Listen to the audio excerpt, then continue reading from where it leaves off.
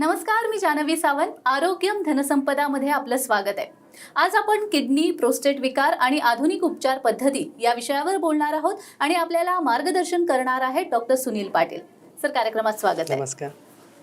तर विषयाला सुरुवात करण्याआधी सरांची ओळख करून देते. डॉक्टर सुनील पाटील हे अनुभवी यूरोलॉजिस्ट असून आतापर्यंत त्यांना 11हून अधिक वर्षांचा अनुभव आहे.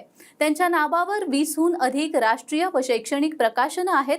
त्यांना किडनी, ब्लॅडर, प्रोस्टेट आणि इतर यूरोलॉजिकल कॅन्सरमध्ये विशेष अनुभव आहे. त्यांनी 5000हून अधिक किडनी स्टोन आणि प्रोस्टेट शस्त्रक्रिया केलेल्या आहेत. तसेच 200हून अधिक लेप्रोस्कोपिक शस्त्रक्रिया, 200हून अधिक युरेथ्रोप्लास्टी आणि 30हून अधिक किडनी ट्रान्सप्लांट केलेले आहेत. त्यांची विशेष आवड RIRS युरेथ्रल स्ट्रिक्ट सर्जरी व यूरोलॉजिकल कॅन्सरचे लेप्रोस्कोपिक उपचार यामध्ये आहे. तर अथायू युरोकेअरबद्दल सांगायचं झाल्यास स्पेशलाइज्ड युरोकेअर हॉस्पिटलचे नेटवर्क हे ब्रीद घेऊन सध्या अथायू युरोकेअर हॉस्पिटल हे ठाणे, पुणे, कोल्हापूर, हुबळी येथे सुरू आहेत. लवकरच नाशिक, नागपूर, वडोदरा, अहमदाबाद, बंगलोर आणि इतर शहरातही इनफॅक्ट ओव्हरसीजमध्ये देखील अथायू युरोकेअर हॉस्पिटल सुरू होणार आहेत. चला तर मग विषयाला सुरुवात करूया. पहिलाच प्रश्न, किडनी स्टोनमुळे काय काय त्रास होऊ शकतो? किडनी स्टोन जसं की किडनीमध्ये तयार होतात. किडनीमध्ये एक सेंट्रल पोर्शन असतो जिथे युरिन ॲक्युमुलेट होते. तिथून खाली किडनीची नळी येते. या सेंट्रल पोर्शनला रिनल पेल्विस म्हणतो. इथे युरिन जमा करण्यासाठी आणि फीड करण्यासाठी छोटे छोटे ब्रांचेस असतात, ज्याला आपण कॅलिक्स म्हणतो. ते किडनी स्टोन जनरली कॅलिक्सच्या कोपऱ्यात तयार होतात आणि जेव्हा हे कोपऱ्यात असतात तेव्हा ते किडनीला कधीही आपल्याला अडथळा करत नाही आणि त्यामुळे ते कधीही त्रास देत नाही. कुठल्याही प्रकारचा पेन किंवा लघवीला इन्फेक्शन काहीही तो करत नाही. पण जेव्हा तो स्टोन किडनी कॅलिक्समधून सेपरेट होऊन किडनीच्या नळीमध्ये वरच्या बाजूला किंवा खालच्या बाजूला येऊन अडकतो, त्यामुळे तो आपल्याला पेन देऊ शकतो. तर हे पेन टिपिकल आपण म्हणतो की तो कळ देणारा पेन असतो. कमरेतून सुरू होतो आणि पुढपर्यंत येणारा, आणि स्टोन जर किडनीच्या नळीच्या खाली असेल तर तो खाली जांघेपर्यंत जाणारा पेन हा असतो. कळ मारून येणारा राऊंड राऊंड असणारा पेन असतो. त्याचबरोबर लघवीलासुद्धा त्रास देऊ शकतो, खास करून जर किडनीच्या नळीमध्ये खालच्या बाजूला स्टोन असेल तर. लघवीला जसं की लघवीला वारंवार जाणं किंवा लघवीला थांबून थांबून होणं, कधीकधी लघवीला रक्त येणं, हे सगळे त्रास त्याच्यामुळे होऊ शकतो. कधीकधी स्टोन अडकल्यामुळे किडनीमध्ये इन्फेक्शन होऊन आपल्याला ताप येणं हे सुद्धा कधीकधी होऊ शकतो. जर तो स्टोन किडनीच्या नळीतून खाली आला आणि आपल्या लघवीच्या पिशवीच्या खाली रस्त्यामध्ये अडकला तर त्यामुळे कधीकधी लघवीसुद्धा आपली तुंबू शकते किंवा ब्लॉक होऊ शकते. तर हे सगळे कॉमन प्रॉब्लेम स्टोनमुळे होऊ शकतात. पण मग किडनी स्टोन तयार होण्यामागची कारणं काय आहेत? तर किडनी स्टोन तयार होण्याचे भरपूर कारणं असतात, पण इंडियन कंटेक्स्टमध्ये सर्वात कॉमन कारण म्हणजे पाणी कमी पिणं. बेसिकली आपलं वॉटर इनटेक म्हणजे पाणी जर कमी असेल तर त्यामुळे आपली युरिन खूप कॉन्सन्ट्रेटेड तयार होते. तर ही कॉन्सन्ट्रेटेड युरिन, त्याच्यामध्ये जे सॉल्यूट्स असतात जसं की कॅल्शियम, ऑक्झलेट, युरिक ॲसिड, या पदार्थांपासून स्टोन निर्माण होतं आणि हे जे पदार्थ असतात यांचं कॉन्सन्ट्रेशन युरिनमध्ये खूप वाढतं. तर त्यामुळे हे वाढलेल्या कॉन्सन्ट्रेशनमुळे ह्या ज्या पदार्थांचं क्रिस्टलायझेशन होऊन त्यांचा स्टोन खूप इझिली होतो. तर पाणी कमी पिणं हे सर्वात कॉमन रिझन आहे. सेकंड कॉमन रिझन म्हणजे इंडियामध्ये जे स्टोन बेल्ट असतो, खास करून त्याच्यामध्ये महाराष्ट्र, गुजरात, राजस्थान, मध्य प्रदेश, बिहार, ओरिसा, वेस्ट बेंगॉल, हा जो बेल्ट आहे यामध्ये बोरवेलचं पाणी किंवा हार्ड वॉटर हे खूप कॉमन असतं. जिथे जिथे बोरवेलचं पाणी वापरलं जातं तिथे तिथे त्या पाण्यामध्ये त्याचे सॉल्यूट्स जसं की कॅल्शियम हे खूप जास्त प्रमाणात असतं. हे कॅल्शियम आपण डाएटमध्ये पाण्यामध्ये जर जास्त घेत असू तर तो युरिनमध्ये सुद्धा ऑब्व्हियसली जास्त फेकला जाणार आणि त्यामुळे हे कॅल्शियमचे स्टोन होणं त्यांच्यामध्ये खूप कॉमन असतं. खास करून मोठे मोठे कॅल्शियमचे स्टोन त्या केसेसमध्ये निर्माण होतात. तर बोरवेलचं पाणी पिणं हे कॉमन रिझन असतं. जिथे म्युन्सिपाल्टीचं पाणी अवेलेबल असतं तिथे हे प्रॉब्लेम नाही होत, कारण ते सॉफ्ट वॉटर असतं.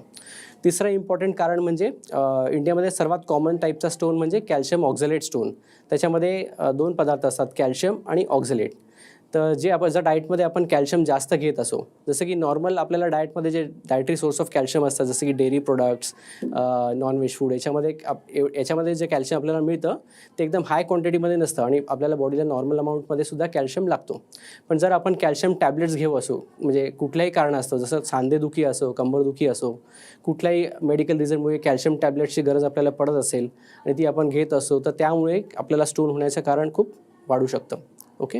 दुसरं म्हणजे कॅल्शियमबरोबर असतं ऑक्झलेट म्हणजे ऑक्झॅलिक ॲसिड. तर आपण जे खातो त्याच्यामध्ये काही पदार्थांमध्ये ऑक्झॅलिक ॲसिड हे खूप जास्त असतं, जसं की पालक, भेंडी आणि वांगं हे भाज्यांमध्ये ऑक्झॅलिक ॲसिड खूप जास्त असतं. त्याचबरोबर स्वीट पोटॅटो म्हणजे रताळू, चॉकलेट, कॉफी, ब्लॅक टी म्हणजे कोरा चहा, त्याचबरोबर बीटरूट आणि ॲल्मंड्स म्हणजे बदाम, पीनट्स म्हणजे शेंगदाणा, मस्टर्ड म्हणजे राई, मोहरी किंवा मस्टर्ड ऑइल, मोहरीचं तेल, याच्यामध्ये ऑक्झॅलिक ॲसिड खूप जास्त असतो. हे जास्त खाल्ल्यामुळे सुद्धा ऑक्झॅलेट स्टोन होऊ शकतो. काही पेशंट्सला युरिक ॲसिड स्टोन असतो. तर युरिक ॲसिड स्टोन होण्याचं कारण म्हणजे ज्यांना ब्लडमध्ये युरिक ॲसिड खूप जास्त असतं, ज्याला आपण हायपरयुरिसिमिया किंवा गाऊट म्हणतो. तर याच्यामुळे हे युरिक ॲसिड, ब्लडचं युरिक ॲसिड युरिनमध्ये फेकलं जातं आणि युरिनमध्ये त्याचं कॉन्सन्ट्रेशन वाढून युरिक ॲसिडचे स्टोन तयार होऊ शकतात. 5वं इम्पॉर्टंट कारण म्हणजे डायबेटिक पेशंट्सला खास करून युरिनमध्ये इन्फेक्शन होणं खूप कॉमन असतं. तर हे इन्फेक्शन जर युरिनरी ट्रॅक्टमध्ये खालच्या बाजूला आधी होतो आणि ते व्यवस्थित ट्रीट नाही केलं किंवा ते इन्फेक्शन रेझिस्टंट असेल तर ते किडनीमध्ये जाऊन वारंवार इन्फेक्शन होऊन लॉंग टर्म जर ते इन्फेक्शन किडनीमध्ये असेल लो ग्रेड, तर त्याच्यामुळे किडनीमध्ये स्टोन निर्माण होतं, ज्याला आपण ट्रिपल फॉस्फेट किंवा स्टॅगॉन स्टोन म्हणतो. तर हा इन्फेक्शनचा स्टोन हा थर्ड मोस्ट कॉमन स्टोन आहे. तर हे सर्वसाधारण कॉमन रिझन्स इंडियामध्ये हे आहेत. सर, ज्या लोकांना मुतखडा आहे किंवा पूर्वी होता, तर भविष्यात मुतखडा होऊ नये पुन्हा, यासाठी काय केलं पाहिजे? हो, तर जसं ज्यांना ऑलरेडी स्टोन आहे तर त्यांना स्टोन निघाल्यानंतर सुद्धा फ्युचरमध्ये 30 to 50% चान्स असतो की पुन्हा स्टोन होऊ शकतो. त्यासाठी प्रिव्हेंटिव्ह मेजर्स म्हणजे आता आपल्याला कारणं माहीत झाली आहे का होतो, तर प्रिव्हेंटिव्ह मेजर्ससुद्धा आपल्याला माहीत आहे. पाणी कमी पित असाल तुम्ही तर पाणी तुम्हाला वाढवायला लागेल. म्हणजे दिवसातून ॲटलिस्ट 2.5 ते 3 लिटर तुम्ही पाणी पिलं पाहिजे. आणि समर सीझन असेल, जसं आता समर सीझन चालू आहे, तर 3 लिटरपेक्षाही जास्त तुम्हाला पाणी वाढवावं लागतं. त्याचं रफ गाईड म्हणजे काय, जेव्हा आपण युरिन करतो तर युरिनचा कलर नेहमी आपण ऑब्झर्व करत राहायचा. तर युरिनचा कलर एकदम व्हाईट पाहिजे किंवा लाईट येलो पाहिजे, एवढं पाणी तुम्ही पिलं पाहिजे. जर तो डार्क येलो येत असेल तर ते पाणी तुमचं म्हणजे कमी आहे. दुसरं म्हणजे जर हार्ड वॉटर तुम्हाला सप्लाय होत असेल आणि त्याच्यामध्ये तुम्हाला ऑप्शन नाही आहे सॉफ्ट वॉटरचा, त्याच्यामध्ये हार्ड वॉटरला सॉफ्ट करण्यासाठी आपण ॲक्वागार्ड बसवतो. त्याच्यामध्ये स्पेसिफिक जे रिव्हर्स ऑस्मोसिसवाला जे ॲक्वागार्ड असतं म्हणजे वॉटर प्युरिफायर असतं, ते तुम्ही बसू शकता. त्याने हार्डनेस जे वॉटरचं असतं ते एकदम कमी होऊन सॉफ्ट होतं, विच इज व्हेरी इफेक्टिव्ह. ते तुम्ही वापरू शकता. तिसरं म्हणजे ज्यांना कॅल्शियम ऑक्झिलेटचे स्टोन असतात, आपण बेसिकली ज्यांना ऑलरेडी स्टोन होऊन झालेला असतो त्यांना आपण स्टोन जो आपल्याला सॅम्पल असतो तो ॲनालिसिसला पाठवतो. त्याच्यामध्ये आपल्याला कळतं कुठला स्टोन आहे. तर कॅल्शियम ऑक्झिलेट जर आपल्याला माहीत असेल तो कॅल्शियम ऑक्झिलेटचा स्टोन आहे, तर जर तुम्हाला कॅल्शियमचे टॅबलेट चालू असेल तर ते आपण बंद करावं पाहिजे. ऑक्झिलेट त्याच्यामध्ये असतं, त्याच्यामध्ये मी जसं लिस्ट सांगितली सगळे पदार्थ, हे पदार्थ तुम्हाला एकदम बंद केले पाहिजे किंवा एकदम रेस्ट्रिक्ट केले पाहिजे. बंद नाही केलं, खूप वेळेस पॉसिबल नसतं, बंद नाही केलं तर रेस्ट्रिक्ट करा. जसं त्याच्यामध्ये एक एक्झाम्पल द्यायचं झालं तर कॉफी तुम्ही रेग्युलर घेत असाल तर ती बंद करा. चहा सर्वजण पिता इंडियामध्ये, पण चहामध्ये कोरा चहा तुम्ही पिऊ नका. ब्लॅक टी तुम्ही घेतली, त्याच्यामध्ये जी चहापत्ती टाकतो त्यांना जास्त बॉईल केल्यावरती त्याच्यामध्ये ऑक्झॅलिक ॲसिड खूप जास्त वाढतं.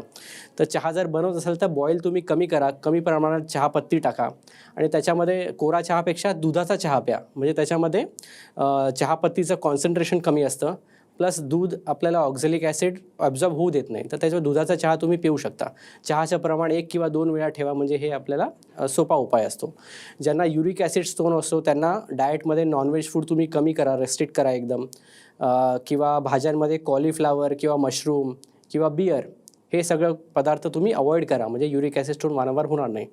जे पेशंट्स डायबेटिक असतात त्यांनी एकदम सतर्क राहायला पाहिजे की तुम्हाला कधी युरिन इन्फेक्शन झालं किंवा युरिन इन्फेक्शनची लक्षणं आली की ते ॲप्रोप्रिएट म्हणजे युरोलॉजिस्टला दाखवून तुम्ही त्याचं इन्व्हेस्टिगेशन आणि ट्रीटमेंट करून घेतलं पाहिजे, ज्या करून त्याचे कॉम्प्लिकेशन आणि स्टोन फॉर्मेशन होणार नाही. तर हे सोपे उपाय आहेत. अगदीच. पण असं म्हटलं जातं बऱ्याचदा, असं ऐकलंय मी की टोमॅटो नाही खायचा किंवा वांग नाही खायचं, म्हणजे बिया असलेल्या भाज्या नाही खायच्या. तर हे बरोबर आहे का? तर हे एकदम मिसकन्सेप्शन आहे बेसिकली, ओके. की बियांचं आणि आपलं स्टोन फॉर्मेशनचा काहीही रिलेशन नाही आहे. तर टोमॅटो तुम्ही नक्की खा. बियांमध्ये मी सांगितलं की वांग आणि भेंडी यांच्यामध्ये बिया असतात, पण बाकी पदार्थामध्ये बिया नाही आहे. तर बियांचं आणि याचं काही कोरिलेशन नाही आहे. तुम्ही हे जे पदार्थ मी सांगितले एवढे तुम्ही अवॉइड केले पाहिजे, बाकी बियांचं बेसिकली नो कोरिलेशन. ओके. मग किडनी स्टोन काढण्याची जी सर्जरी आहे त्याची कुठचे पर्याय त्याचे उपलब्ध आहेत मुळात, आणि कुठचे चांगले आहेत, फायद्याचे आहेत? सो बेसिकली किडनी स्टोनचे 2 इम्पॉर्टंट प्रकार असतात स्टोन काढण्याचे. जर स्टोन मोठा असेल, जसं की 1 सेंटीमीटरपेक्षा मोठा असेल तर त्याला आपल्याला काढावा लागतो. त्याच्यामध्ये सर्वात अत्याधुनिक उपाय म्हणजे आपण त्याला RIRS सर्जरी म्हणतो, म्हणजे रेट्रोग्रेड इंट्रारिनल सर्जरी. त्यामध्ये आपण एक बारीकशी दुर्बीण असते आमच्याकडे, 2 मिलीमीटरची दुर्बीण, जी लघवीच्या मार्गातून, जिथून आपण लघवी पास करतो तिथून तो दुर्बीण टाकून किडनीपर्यंत तो दुर्बीण पोहोचवतो फ्लेक्झिबल दुर्बीण असते आणि किडनीच्या प्रत्येक कॅलिक्समध्ये जे ब्रांचेस मी सांगितले प्रत्येक ब्रांचेसमध्ये ती घुसू शकते अशी दुर्बीण असते आणि कुठेही स्टोन असेल तर त्याला आपण लेझरने पावडर करून तो सक्शन करून ती पावडर काढली जाते. तर हा एक सर्वात अत्याधुनिक उपाय असतो. याच्यामध्ये ऑपरेशननंतर पेशंटला काही टाके येत नाही, काही पेन होत नाही. ऑपरेशनच्या दुसऱ्या दिवशीच तुम्ही डिस्चार्ज होतात. ओके.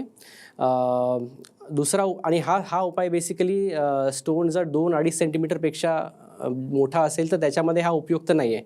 2.5 सेंटीमीटरपेक्षा छोटा असेल, मेजॉरिटी लोकांना 2.5 सेंटीमीटरपेक्षा छोटेच असतात आजकाल, तर त्यांच्यामध्ये RRS आपण करू शकतो. पण ज्यांना 2.5 सेंटीमीटरपेक्षा मोठा स्टोन असेल तर त्यांना खालून दुर्बिणीने ते काढणं शक्य होत नाही. तर त्यांना आपण कमरेच्या वाटे इथून एक छोटासा होल करतो. होल पण असा खूप मोठा नाही आहे, एकदम 7-8 मिलीमीटरचं होल असतं. ते होल करून किडनीपर्यंत आपण रस्ता बनवतो आणि त्याच्यातून आपण दुर्बीण टाकतो बेसिकली आणि स्टोनला फोडून आपण काढतो. तर ही पद्धत आपण म्हणतो की याला PCNL म्हणजे परक्युटेनियस नेफ्रोलिथोटोमी. तर हे 2 कॉमन उपाय आहेत स्टोन काढण्याचे. अगदीच. सर, सिनियर सिटीजनमध्ये प्रोस्टेट ग्रंथीचा आजार होतो. हो. प्रोस्टेट ग्रंथी म्हणजे नेमकं काय आणि शरीरामध्ये त्याचं काय कार्य असतं? प्रॉस्टेट ग्रंथी म्हणजे आता आपली लघवीची पिशवी असते, त्याच्या खाली लघवीचा रस्ता येतो. तर लघवीच्या रस्त्याच्या अवतीभोवती अशी सर्क्युलर फॅशनमध्ये ही ग्लँड असते, ग्रंथी असते, प्रॉस्टेट ग्रंथी. याचा फंक्शन काय असतं तर जेव्हा आपल्याला रिप्रोडक्शनसाठी मेलमध्ये सिमेन फॉर्मेशन होतं, जे वीर्य निघतं, तर सिमेन फॉर्मेशनचा बहुतेक व्हॉल्यूम हा प्रॉस्टेटमधून येतो. तर बेसिकली रिप्रोडक्शनसाठी याचं फंक्शन असतं. पण जसं आपलं वय वाढतं 45-50 नंतर बहुतेक लोकांमध्ये याचं फंक्शन काही म्हणजे त्याचा फार काही यूज नसतो. पण तो वयानुसार साईजमध्ये वाढतो. म्हणजे त्याच्यामध्ये छोट्या छोट्या गाठी निर्माण होतात आणि त्या गाठी निर्माण झाल्यामुळे त्याची साईज वाढते. ओके. नॉर्मल प्रॉस्टेट आम्ही म्हणतो की 15 ते 20 ग्राम त्याचं वजन असतं, पण ह्या गाठी निर्माण झाल्यावरती ते 20 ग्रामपेक्षा मोठा होतो. काही लोकांमध्ये खूप फास्ट वाढतो आणि लवकर तो त्रास द्यायला लागतो. काही लोकांमध्ये स्लोली वाढतो आणि आपलं वय 80-90 जरी झालं तरी तो काही त्रास देत नाही. तर पेशंट टू पेशंट हे खूप व्हॅरी करतं. पण जर हा साईजमध्ये वाढला तो जनरली तो लघवीच्या रस्त्याच्या आतमध्ये वाढतो आणि लघवीला अडथळा करतो आणि त्यामुळे तो आपल्याला बेसिकली अडथळा झाला तर ऑब्व्हियसली आपल्याला युरिन करण्यामध्ये त्रास होणार, तर तो मग त्रास द्यायला लागतो. अगदीच. माझा हाच प्रश्न होता खरं तर पुढचा, की प्रोस्टेट ग्रंथी वाढल्यामुळे लघवीमध्ये काय त्रास होतो? हो. तर आता त्रासचे खूप सारे स्पेक्ट्रम आहे. जसा तो प्रॉस्टेट ग्रंथी वाढायला सुरुवात करतो आणि लघवीला अडथळा करतो, तर इनिशियल फेजमध्ये आपली लघवीची पिशवी त्याला थोडंसं काउंटरॅक्ट करायला जोरजोरात लघवी पंप करते.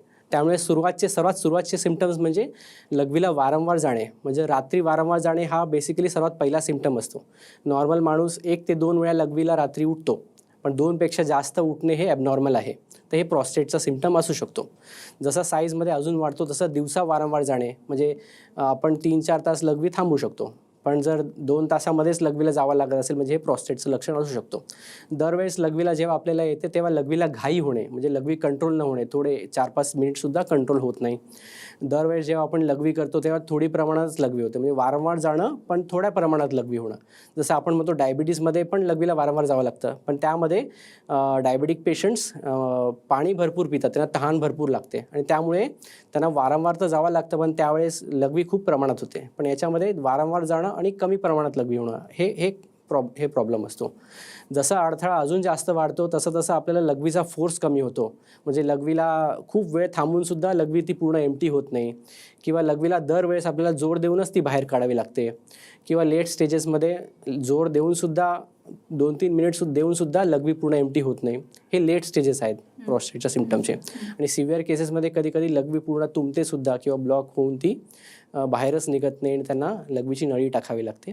हे बेसिकली पूर्ण स्पेक्ट्रम आहे प्रॉस्टेटच्या प्रॉब्लेमचं. सर, तुम्ही आता हे प्रोस्टेटचे जे सिम्पटम्स आहेत ते सांगितलेत, आपले प्रेक्षकही ऐकता आहेत, त्यांनाही आता प्रश्न पडला असेल की जर आपल्याला असा काही आजार आहे किंवा अशी लक्षणं दिसत आहेत तर डॉक्टरांकडून जाऊन कोणकोणत्या तपासण्या करून घेतल्या पाहिजेत? तर बेसिकली ज्यांना काही हे सिम्पटम्स तुम्हाला जाणवत असतील, जसं रात्रीला वारंवार जाणं किंवा दिवसा वारंवार जाणं, तर तुम्ही नियर बाय युरोलॉजिस्टला नक्की कन्सल्ट करा. युरोलॉजिस्टला तुम्ही कन्सल्ट केल्यानंतर तुमचं बेसिकली हिस्ट्री ते घेतात आणि तुम्हाला एक्झामिन करतात. एक्झामिनेशनमध्ये पोटाची तपासणी करतात, लघवीच्या रस्त्याची तपासणी करतात आणि प्रॉस्टेटची तपासणी करतात. म्हणजे प्रॉस्टेट आपण फिंगर टाकून फील करतो, प्रॉस्टेट कसा वाटतोय, किती वाढलेला आहे, त्याच्यामध्ये काही कडकपणा आहे का.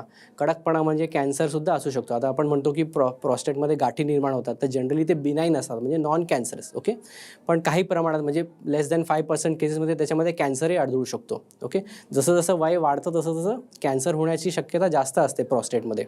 तर ते कॅन्सर आहे की नाही ते सुद्धा रूल आउट करण्यासाठी प्रॉस्टेटला एक्झॅमिन केलं पाहिजे फिंगर टाकून, तो कसा फील होतो, हा एक असतो भाग. दुसरा भाग म्हणजे त्याचा एक ब्लड टेस्ट असतो ज्याला आपण सिरम PSA म्हणतो. PSA म्हणजे प्रॉस्टेट स्पेसिफिक अँटीजन. तर हा ब्लड टेस्ट केला आणि त्याच्यामध्ये तिची व्हॅल्यू नॉर्मल निघाली, आपण प्रॉस्टेटला फील केलं आणि तो सुद्धा नॉर्मल आपल्याला वाटला, म्हणजे त्याच्यामध्ये कॅन्सर नाही आहे. पण कुठेही आपल्याला जर डाऊट आढळला, म्हणजे आपण प्रॉस्टेट फील करतो त्याच्यामध्ये काही कडकपणा आपल्याला जाणवला किंवा PSA हा टेस्ट आहे हा खूप हाय आला, त्याची नॉर्मल व्हॅल्यू लेस दॅन 4 असते, 4पेक्षा कमी असेल म्हणजे नॉर्मल, पण त्याच्यापेक्षा जर तो हाय आला त्याचा म्हणजे काहीतरी कॅन्सरचा संशय असतो. मग त्यासाठी आपण अजून तपासण्या करतो, जसं प्रॉस्टेटचा MRI करतो. त्याच्यामध्ये आपल्याला कळतं की आतमध्ये काही सस्पिशियस गाठी आहेत का, संशयास्पद काही वाटतं आहे का, आणि त्याच्यानुसार आपण त्यांना प्रॉस्टेटची बायोप्सी करण्याची सुद्धा सल्ला देतो. ओके. तर त्याच्यामध्ये असं नाही की आपण MRI केला आणि आपल्याला काही डाऊटफुल वाटलं, म्हणजे असं नाही की प्रत्येक पेशंटला कॅन्सर आहेच. त्याच्यामध्ये आपण बायोप्सी करतो, तर डिपेंडिंग ऑन द आता MRIची फाइंडिंग्स आणि PSAचा लेवल, त्याचा पर्सेंटेज खूप कमी असतो. मे बी 10%, 20% लोकांनाच कॅन्सर निघतो. त्याच्यामध्ये व्हॅरी करतं, पण इन जनरल सर्वांना नाही निघत बेसिकली. तर घाबरण्याचं असं कारण नसतं, पण त्याचं इव्हॅल्युएशन आणि त्याचं बेसिकली डायग्नोसिस करून घेणं खूप गरजेचं असतं. तर हे सगळं रूल आउट झाल्यावरती तुम्हाला एक काही सोनोग्राफी सांगण्यात येतं, म्हणजे एक प्रॉस्टेटची सोनोग्राफी असते, त्याच्यामध्ये प्रॉस्टेट किती वाढला आहे. त्याच्यानंतर लघवी केल्यानंतर आतमध्ये लघवी काही उरते का, म्हणजे लघवीला अडथळा आहे का प्रॉस्टेटचा, की फक्त सुरुवात आहे, हे आपल्याला जस्ट आयडिया येते. आपण एक युरिन टेस्ट करतो, त्याच्यामध्ये युरिनमध्ये इन्फेक्शन तर नाही आहे ना हे आपल्याला कळतं. तर हे तपासण्या करून बेसिकली तुम्हाला युरोलॉजिस्टला पुन्हा भेटावं लागतं आणि एक डिटेल्ड डिस्कशन असतं. म्हणजे शेअर्ड, आपण म्हणतो ना की आजकाल शेअर्ड डिसिजन मेकिंग असतं. म्हणजे आधी कसं की डॉक्टर सांगणार हे करा हे घ्या आणि ते तुम्हाला घेतलं पाहिजे, आता नाही, आता शेअर्ड डिसिजन असतं प्रॉस्टेटमध्ये सुद्धा. तर जर पेशंट्सला जे सिम्पटम आहे वारंवार जाणं, ते त्याला जर त्रासदायक वाटत नसेल आणि तुमचे रिपोर्ट सगळे नॉर्मल आहे, जसं तुम्ही सोनोग्राफी केलं त्याच्यामध्ये लघवी फार काही उरत नाही प्रॉस्टेटचं, म्हणजे लघवी केल्यानंतर लघवी एकदम क्षुल्लक उरते. युरिनच्या टेस्टमध्ये काही इन्फेक्शन नाही आहे तुम्हाला, किंवा PSA टेस्टमध्ये काय कॅन्सरसारखं वाटत नाही आहे, तर मग आपल्याला पेशंटबरोबर डिस्कस करून डिसाईड करावं लागतं की त्यांना की जो त्रास होतो युरिनचा, रात्री वारंवार उठणं, दिवसा वारंवार उठणं, तर हा त्यांना ॲक्च्युली त्रासदायक वाटतो का. त्यांना आता युरोलॉजिस्टचं भाषण ऐकून किंवा स्पीच ऐकून त्यांना कळालं की अरे मला पण असं होतं आहे, पण त्याचा ॲक्च्युली त्यांना त्रास जाणवतो आहे का, हे आपल्याला त्यांच्याशी डिस्कस केलं पाहिजे. जसं काही लोकांना रात्री 3-4 वेळा उठणं ओके वाटतं, म्हणजे त्यांना काही वाटत नाही, ठीक आहे मला चालेल असं. दिवसा वारंवार जाणं पण ओके वाटतं, जर ते खूप जॉबमध्ये बिझी नसेल, त्यांना जास्त ट्रॅव्हल करायचं नसेल, घरीच असेल, खास करून सिनियर सिटीजन जे रिटायर्ड असतात ते घरीच असतात, तर त्यांना रात्री वारंवार जाणं हे त्रासदायक वाटत नाही. मग त्यासाठी त्यांनी काही औषधं टॅबलेट्स घेणं कंपल्सरी नाही आहे त्यांच्यासाठी ॲक्च्युली. पण ज्यांना जसं एक्झाम्पल द्यायचं झालं की ज्यांना सांधेदुखी असते ओल्ड एजमध्ये, त्यांना रात्रीचं 1 वेळा उठणंसुद्धा प्रॉब्लेमदायक असतं. आणि तुम्हाला सांगतो की मेजॉरिटी जे ऑर्थोपेडिक जे फ्रॅक्चर्स असतात, हिप फ्रॅक्चर, जे बाथरूममध्ये पडून होतात ते रात्रीच होतात. आणि रात्री का होतात की त्यांना रात्री वारंवार लघवीला उठावं लागतं आणि त्यांना उठून ते अंधारात जातात आणि मग ते पाय पाण्यामध्ये पडून ते खाली पडतात. तर हे सुद्धा प्रॉब्लेमदायक असतं. म्हणून पेशंटला जर त्याचा प्रॉब्लेम नसेल तर तुम्ही टॅबलेट्स नका घेऊ नक्की, पण 6-6 महिन्याने सोनोग्राफी करून चेक करा आतमध्ये सगळं व्यवस्थित चाललं आहे की नाही. पण जर तुम्हाला त्याचा प्रॉब्लेम वाटत असेल तर आपल्याकडे सिंपल उपाय आहे की त्याची एक टॅबलेट असते प्रॉस्टेटची, रोज रात्री एक घ्यायची असते. तर कसं आहे की ती गोळी रात्री घेतली की प्रॉस्टेट जो आहे तो रिलॅक्स होतो, रस्ता मोकळा होतो आणि पेशंटला बऱ्यापैकी फ्लो वाढतो.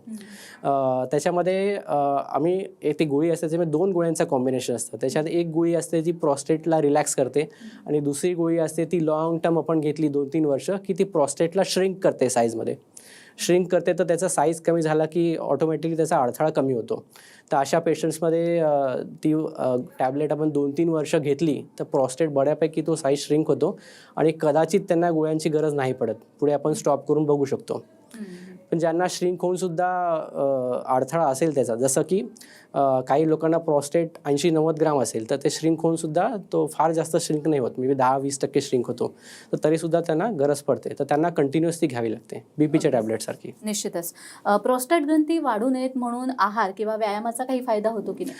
आहार किंवा व्यायामाचा असं काहीच रोल नाही, किंवा कारण आपण म्हणतो prostate is a disease of ageing, म्हणजे हे वय वाढल्याचा डिसीज आहे, तर त्याच्यामध्ये व्यायाम करून तो साईज कमी होणार असं काहीच नाही, काय डाएटमुळे फायदा होणार, एक्सरसाइजमुळे फायदा होणार, काहीच नाही, असं काहीच नाही. पण मग प्रॉस्टेटसाठी सर्जरी करायची असल्यास कोणते पर्याय उपलब्ध आहेत आणि त्यातील कोणता चांगला पर्याय?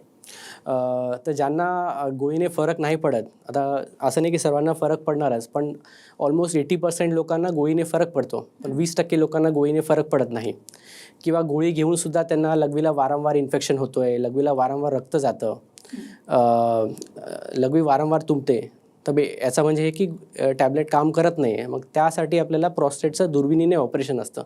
आजकाल कुठल्याही युरोलॉजिकल प्रॉब्लेमसाठी चिरफाड करावी लागत नाही, टाके घ्यावे लागत नाही, प्रत्येक गोष्ट दुर्बिणीने होती. तर हे प्रॉस्टेटचं ऑपरेशनसुद्धा जिथून आपण लघवी करतो तिथून एक बारीक दुर्बीण टाकतो आणि त्या दुर्बिणीमार्फत आपण वाढलेलं प्रॉस्टेट लघवीच्या रस्त्यामध्ये जे आतमध्ये वाढतं ते आपण कट करून काढतो.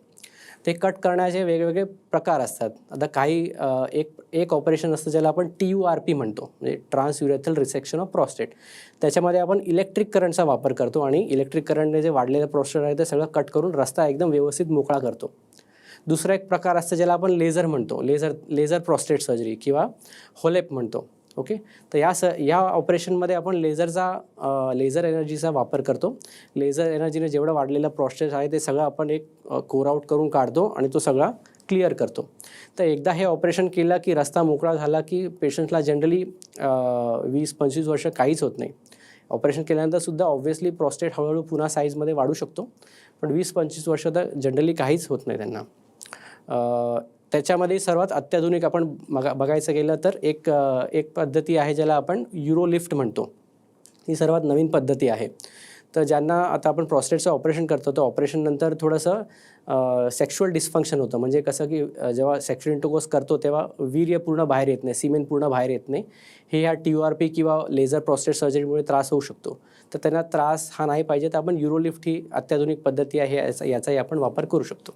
अगदीच. म्हणजेच मंडळी, किडनी विकार किंवा प्रॉस्टेट विकार याच्यावरती आता आधुनिक उपचार पद्धती आहेत आणि तुम्हाला जर काही असा त्रास असेल तर स्क्रीनवर दिलेल्या फोन नंबरवर नक्की संपर्क करा आणि डॉक्टर सुनील पाटील यांचं मार्गदर्शन तुम्ही या बाबतीत निश्चितच घेऊ शकतात. सर, तुम्ही इथे आलात आणि खूप छान माहिती दिली, त्यासाठी खूप खूप धन्यवाद. थँक्यू. तर आरोग्यम धनसंपदामध्ये आज आपण इथेच थांबतोय. पुन्हा भेटूया एका नवीन विषयासह. तुम्ही कुठेही जाऊ नका. पाहत रहा TV9 मराठी.